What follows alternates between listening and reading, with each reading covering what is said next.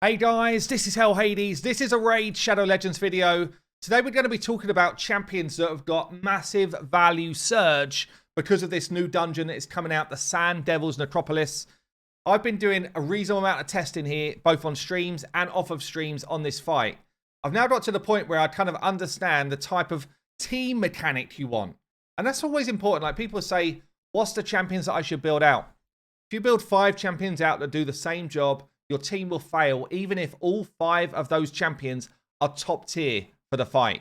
Just understand the team mechanic that you're going to need to build out. Don't worry, I've written it down so I don't forget stuff. First thing you 100% have to have in your team is a sleep champion. Without a sleep champion, this fight is basically impossible to win. So we get onto those. You're going to need a support unit. And within that support, you're going to want a combination of things. Healing, cleansing, block debuffs. Yeah, so there's kind of 3 main roles that need to come from your support champions. We're also going to need to find a way to deal with Feasting Swarm. That is a one-shot for any team. That means you even need a revive all champions team member champion. You're going to need somebody that can revive the whole team, and you're going to need them in Stone Skin gear, or you're going to need revive on death. Or one champion that can revive your whole team that is just insanely tanky built. That's kind of like an absolute must. Otherwise, your whole team will just get one shot. Not so much at lower levels, but as you get a bit further through the game, you'll notice that you just get one shot super easy. You're going to need, obviously, some damage, and you're going to need some champions that do a reasonable amount of debuffs to make sure that you take less damage. Right, we're going to start with the sleep champions, and I'm going to tell you about a champion that everybody is getting wrong. Probably 2 champions everyone's getting wrong, and then I will give you my top 3 sleep champions for this fight. So the first one that people are getting wrong, unfortunately, is my lady, Sifi. Yeah, I heard Nub Raids call it out. You know, I don't have Sifi, maybe I can't get any further. I think he's actually got it wrong on this one. I think Sifi is a great champion for this fight as a backup sleeper. Yeah, she's got the block debuffs. She's got healing. Yeah, some of those things I talked about in a support unit, she brings. And then she brings an irresistible sleep, which you're just kind of like, that's broken, right? It kind of is not broken because she will only sleep if the enemy's turn meter is over 50%. It's insanely crucial to understand that, right? I've tried Sifi in a number of teams. Okay, not 100% well speed-tuned, I'll be honest. But more often than not, she's trying to do her A1 when the boss's health is lower than 50%. And you're like, damn it, there's no sleep coming this time. I'm probably going to be dead. The other thing with Sifi is because you've only got that half turn meter window, when she does sleep, you have to be so precise around your speed tune to get the rest of your hits in to wake him up again.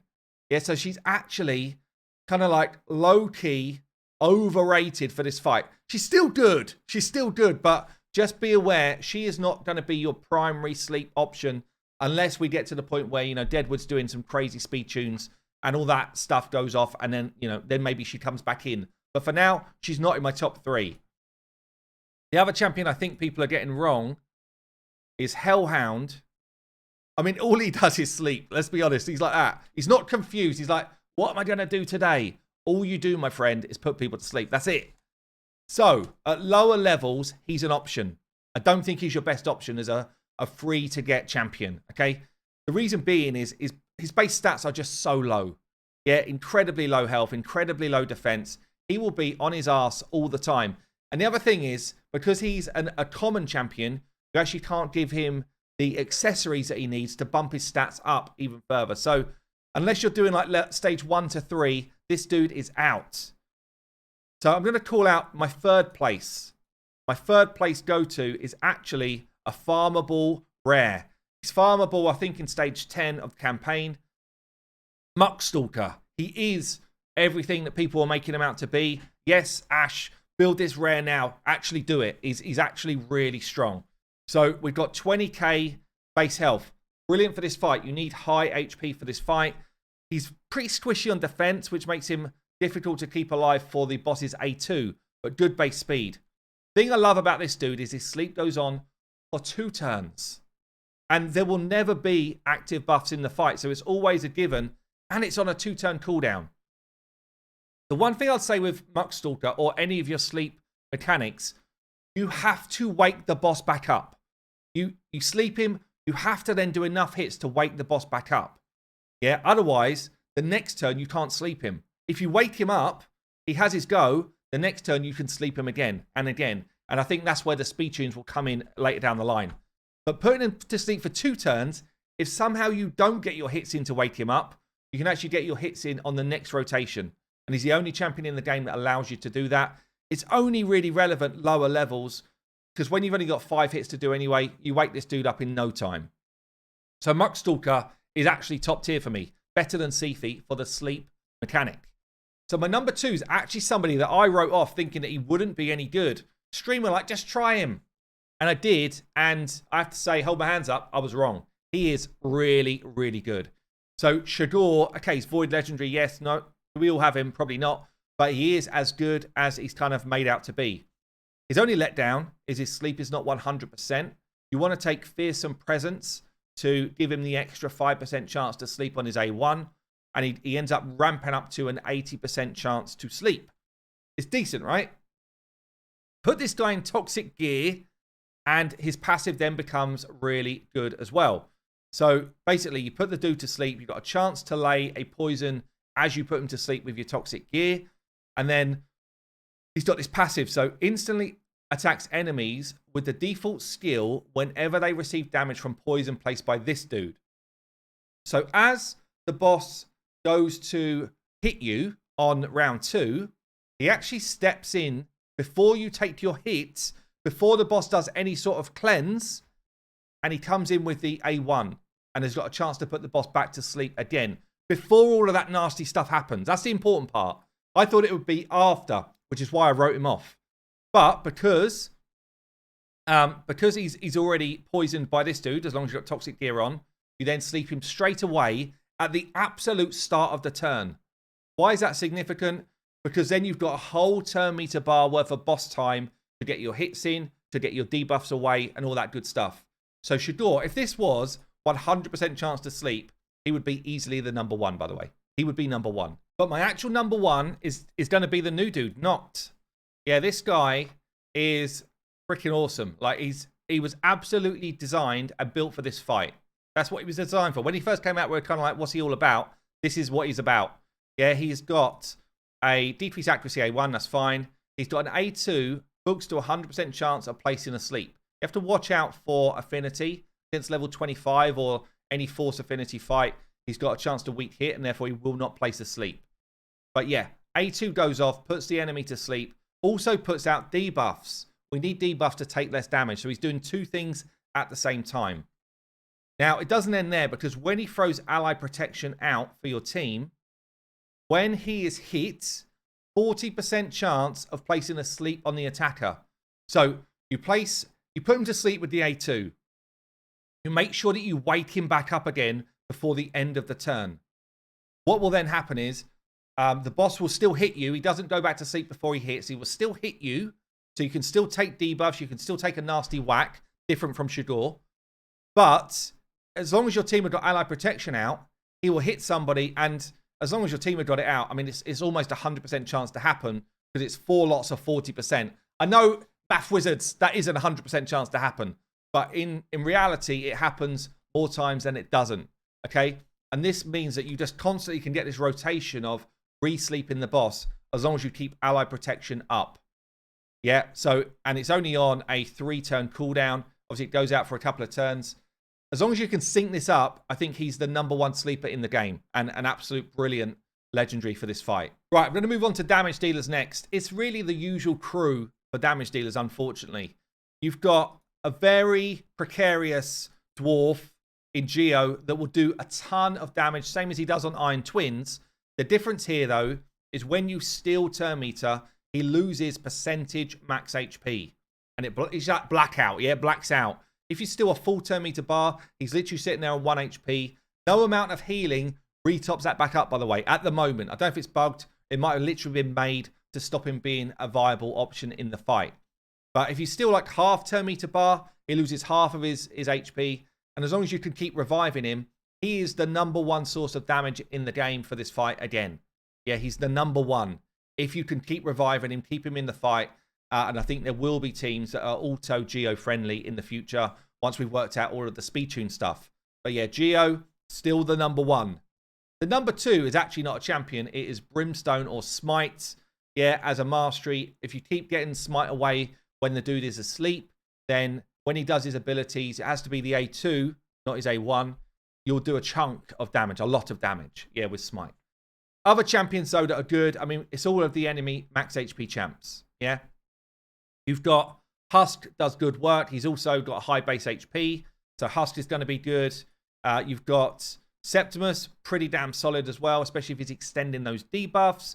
The Tried and Tested is still there. Yeah, Aramiga still does a great amount of work. You actually want to make him a 0 accuracy Armiger. You don't want to steal turn meter. You don't want to drop his turn meter down with the A1.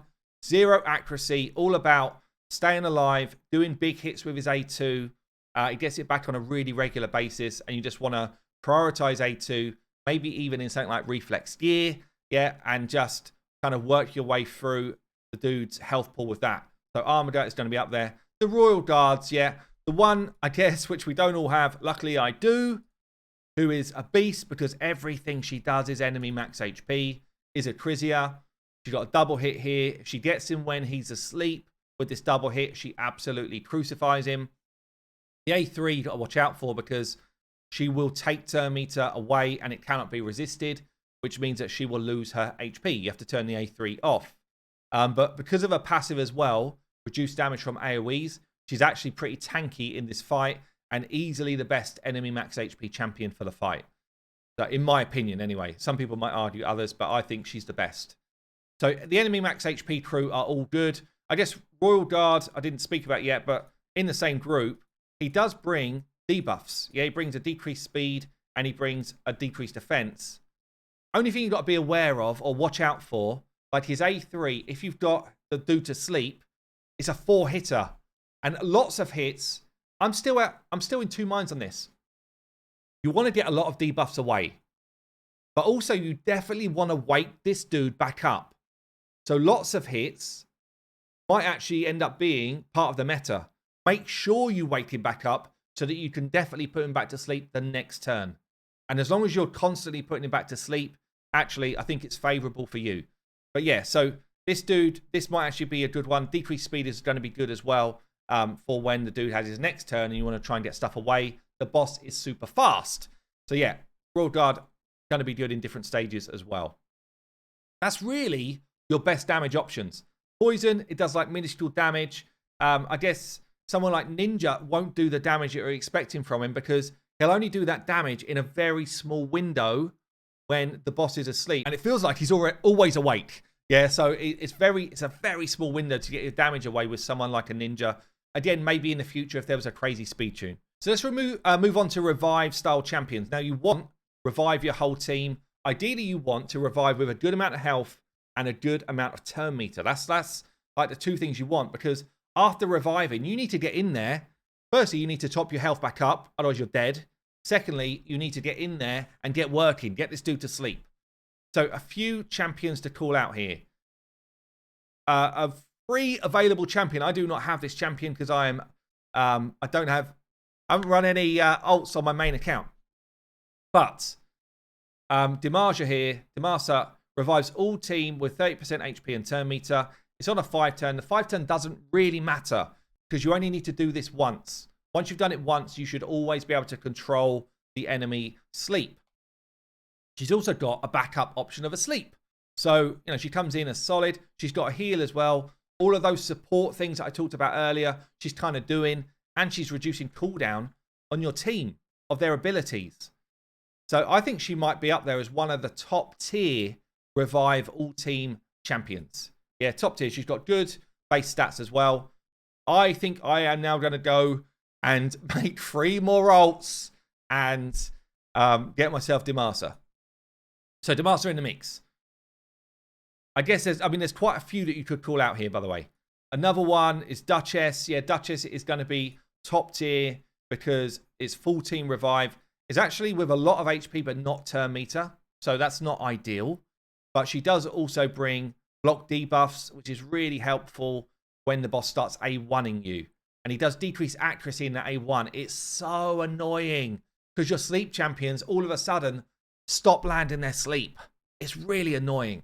So the block debuffs part of her kit is actually super good. One of the weaknesses, though, she's got a double hit A1 with no debuffs.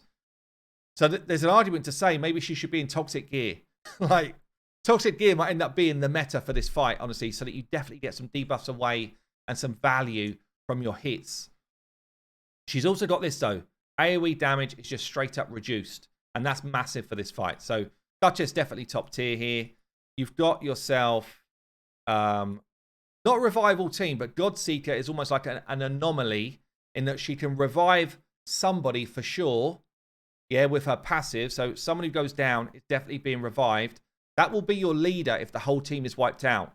So she could actually be in your team, revive your leader, who would need to be a revive all team person, and then you've got an alternative for dealing with the swarm.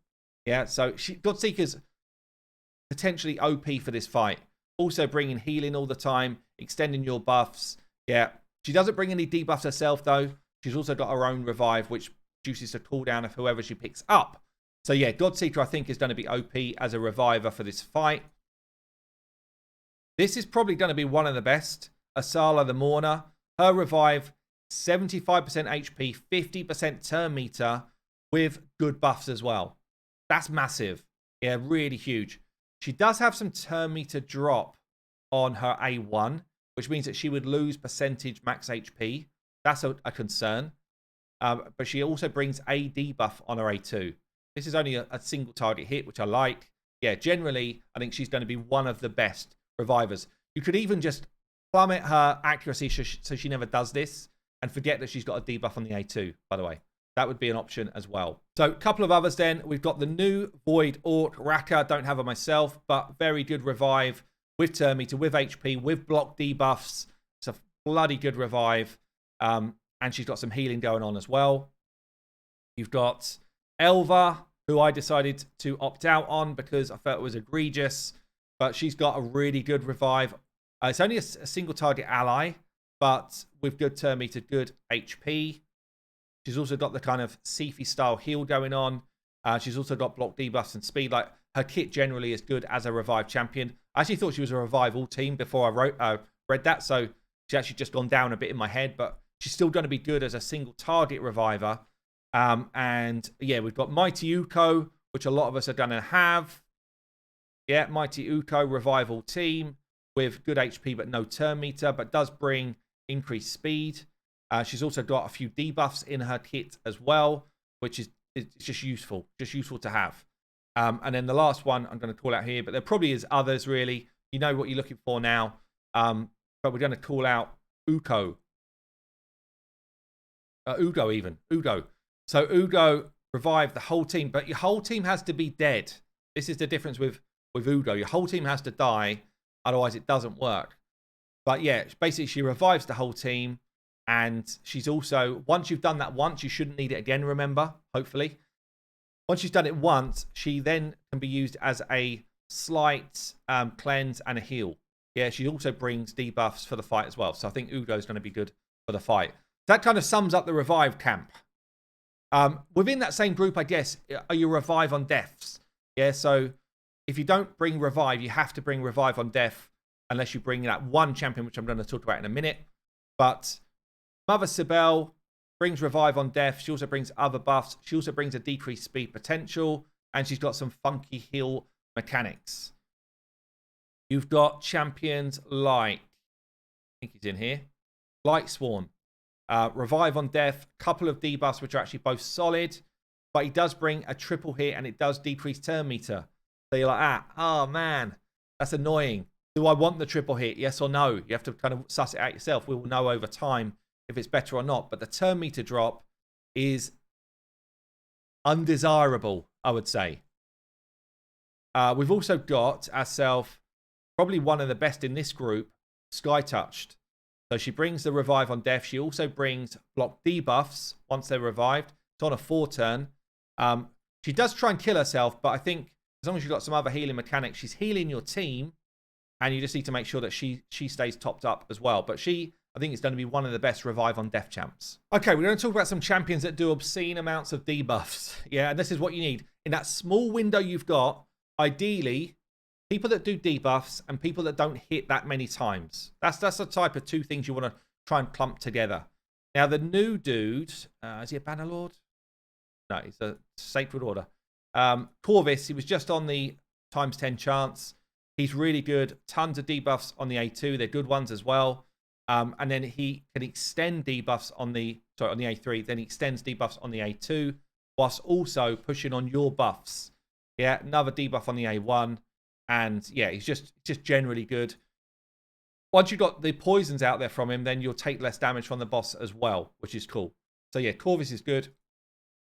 Probably the best champion for this fight in terms of the debuffing role, because she also brings some of the other jobs, is Riho. I don't have her. So sad about this one. She brings a ton of debuffs, yeah? She's going to land 5 debuffs on the boss, which means that you're just taking massive amount of reduced damage, and it's only a single hit to do it. 1 hit, 5 debuffs. I would take that all day long on a 3 turn. She's also bringing a full cleanse and block debuffs for your team and a massive heal. 3 things you want from that kind of support role she's doing as well. And then in a passive, when receiving any debuffs, instantly transfers them from this champion to the attacker. Now, she won't transfer them because he will be immune to debuffs, but she will never have decreased accuracy on her, or I guess maybe she will because it's on a 3 turn, but basically the decreased accuracy and decreased speed will be less of a problem for Riho, which I really like. Yeah, got some heals going on her A1 as well. She's just generally going to be top tier for this fight. The Riho's in the camp. Someone who I'm still on the edge of, really, with some of the testing that I've done, is Tomb Lord. The Tomb Lord, I feel like, should be good for this fight, depending on whether we want this triple hit to happen or not. This is what I'm unsure about. He brings on his A2, as long as he crits, 4 poisons in 1 hit. Love that. Love that. 4 poisons, 4 debuffs in 1 hit. Yes, please. He's also got another ability which does drop defense and attack. If, though, the boss is less than half health, you just cannot use this because you'll lose all of your turn meter, or all of your max HP, because you're dropping his turn meter, sorry. So maybe you just turn it off. Maybe just turn it off and you just run him on a 3 turn here. But it does mean that he'll be doing his triple hits a lot. You are guaranteed, though, that it'll do a decreased speed while this guy's asleep if you crit. And that's a nice thing to have. A guaranteed debuff is nice to have. So I think Tomb Lord actually might be really good for this fight. But depending on whether we want those extra hits or not, I'm still thinking waking this dude up is the right way to go. Therefore, I want hits.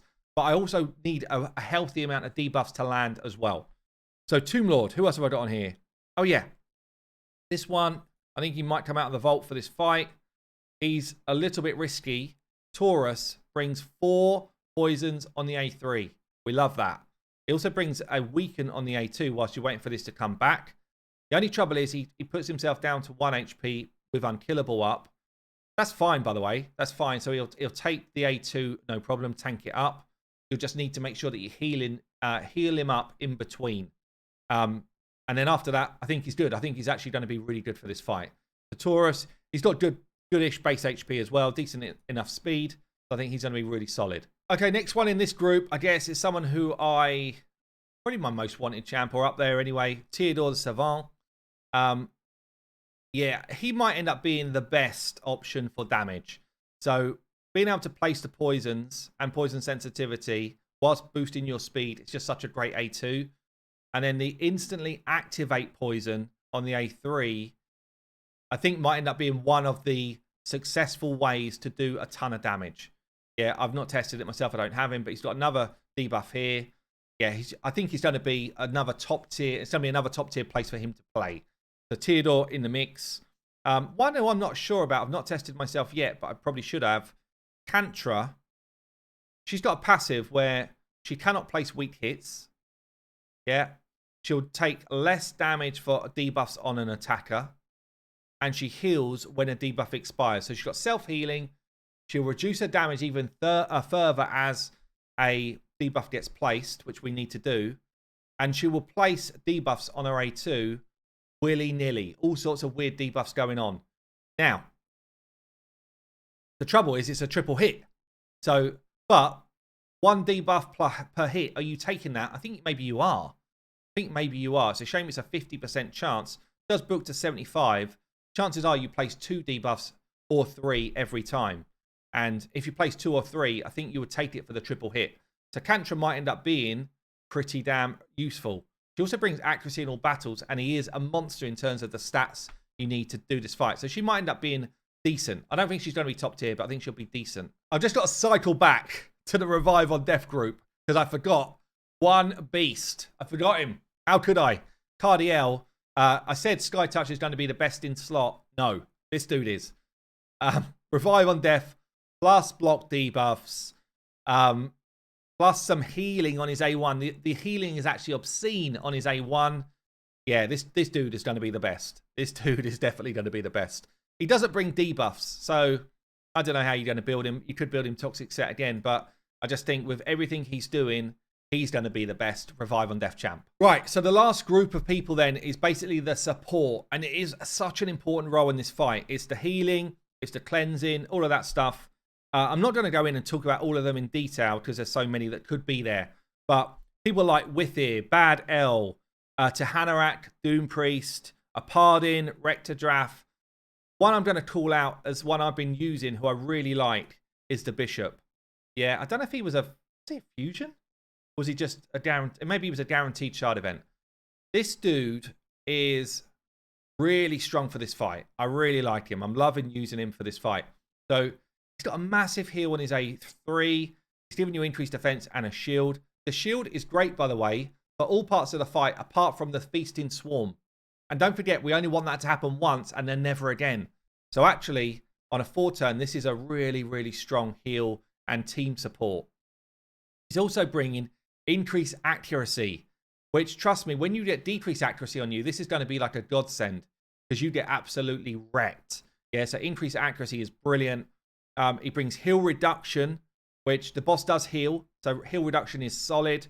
And he brings another debuff in the A2. And he's got nothing really going on in the A1. I guess transferring debuffs from him to the target. So when the boss A1s you, you've got a chance to throw those debuffs back at the target. Maybe. I'm not sure if I've seen that in play yet, but that's pretty solid. Passive doesn't really do anything here. But he does give you accuracy in all battles as well. So the Bishop is someone that I've been using a lot. I think he's really good. Yeah, I could call out a load more, by the way. Yeah, the healing group, Woe Painted. Like, the healing group is quite diverse, but you really would love a healer that's got healing, block debuffs, as I said earlier. Like, those type of different abilities really help you in this fight. Or cleansing. You know, cleansing comes in big as well. So, last champion I'm going to call out here. And I'm sorry if this video has gone long, but I have spoken about her on a different video today. Harima. Harima's passive potentially gives you another option of dealing with Feasting Swarm. Ignoring 50% of effects decreasing by 50% effects that ignore defense. Feasting Swarm ignores all of your defense. With this up, it ignores 50% of your defense. It's a huge change, and she might end up being meta in some teams to allow you to keep your damage high. Because generally those Revive champions, they're not all bringing something else. Yeah, some do, some don't. Depends who you're bringing in. But Harima would act as really the Revive champion, and then she's bringing drop defense on the enemy, and she's bringing a debuff as well. So Harima might be that kind of standout. She's weird, but she does a job really, really well, and that's dealing with that Feasting Swarm. So look, loads to think about there. That's going to be it for the video. Hopefully from that, you can start to get some ideas around teams you want to form. But yeah, from all the testing I've done, that feels like the type of squad that I want to build, or the type of elements I want to fit into one. I've been Hell Hades. I'll see you later.